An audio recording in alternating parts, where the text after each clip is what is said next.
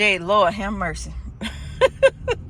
So, Pastor Keion Henderson, who those of watching may not know, that's Shawnee O'Neal's husband, was in worship service yesterday. It was a high point of praise during the service, and there was a woman crying out, and he silenced her. He told her to hush in the name of Jesus. He told her the only voice he wanted to be heard was God. Now, I've seen both sides. I've seen people who were celebrating it, but I've also seen people speaking against it.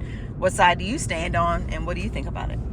I don't stand on either side. I think that's hilarious. Again, I don't have a side, but I will say this. If this woman's supposed to be in the spirit, now does he believe she's in the spirit?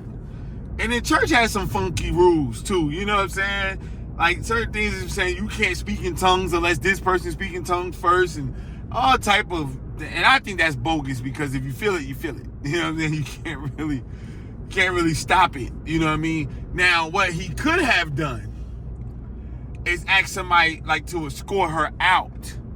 I've seen that, and not in a bad way, but some people fall out. Some people in it too much, and and this is full disclosure, used to be a deacon of a church, so I know how it works, right? We had to escort certain people out so they can get themselves together, and we can finish having service. But I ain't never seen nobody shut somebody up like in the middle of it, because it kind of invalidates that's a authentic praise. So, in my opinion, I think it's hilarious. Because now, again, I said that in another video, church ain't the same no more.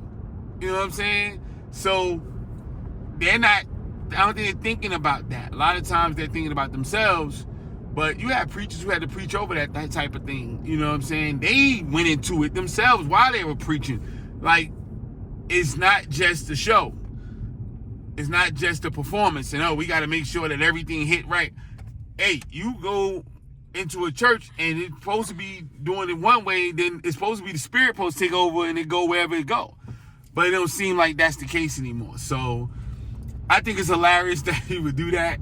It sucks that it's on social media, because again, we grew up on pre-social media, so it probably was happening. We just couldn't see it. But now, hey, we seeing it live and living color, and again, it's hilarious to me. But I don't stand on nobody's side. I just think I would have did it differently. I ain't saying he's wrong. I ain't saying he's right. I just would have did it differently.